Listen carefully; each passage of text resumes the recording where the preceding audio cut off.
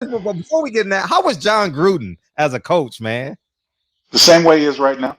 You know, Ooh, what's funny is that the mannerisms, the Chuckyisms that you see right now came out the first time when he got the head coaching gig for the Raiders, because you saw this young guy trying to make all these faces and grunts on the sideline, and then a camera started following him, and then next thing you know, Chucky was born. But he's the same way that he's always been. He's the same. He loves football. He thinks that he can do it all, and he's out to try to do it all. But the first run, the great thing that we had about the first run, when we were together, was the fact that his system was so simple, so easy to understand. I could focus on everything that was going on around me because I knew what my objective was of every play. So that's what really helped my career take off. hmm. DB co-host finally arrived. DB, what's up? Hey, Mr. Kennedy. How you doing, What's young? happening, brother? I'm wonderful, sir. How Oh, about yourself? glad to have you in the shop with us today. Glad to be here.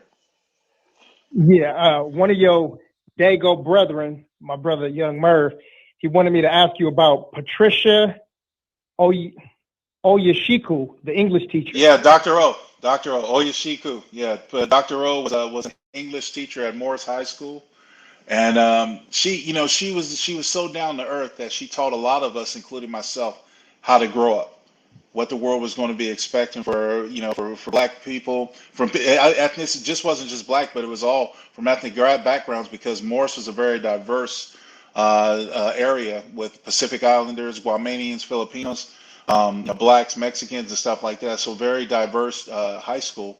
And Dr. O was one of those people, one of those teachers that would do what she could to try to prepare you for the real world and try to motivate you to be better, but also be mindful of the circumstances and the situations in the neighborhood around us because back then in Southeast San Diego there was a lot of gang violence going on between the Bloods and the Crips and Lincoln Park and all that stuff. So it wasn't an easy place for a young black male to grow up and to get out of. Yeah, understood. Yeah. I hate to switch reels like this, but I wanted to ask you about Freaknik. Do you remember that? Wow. Wow. Okay. Yeah, I remember Freaknik. I remember I remember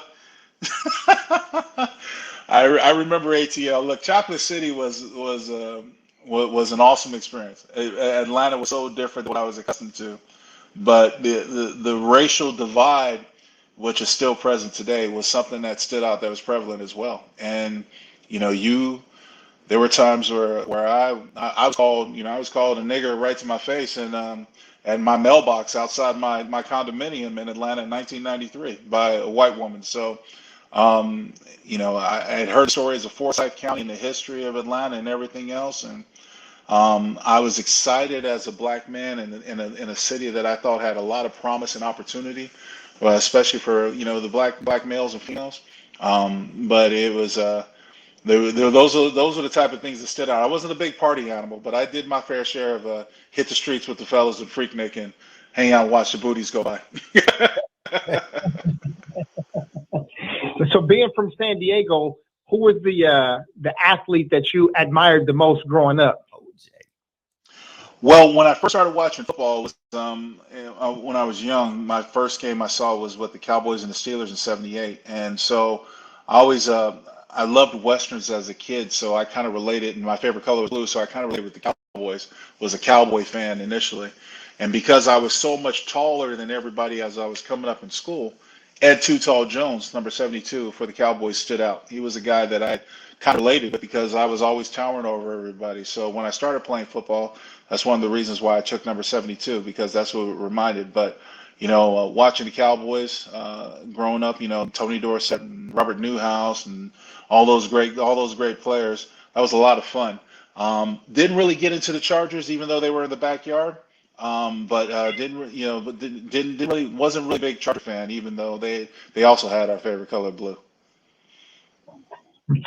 And who is the best athlete to ever come out of San Diego?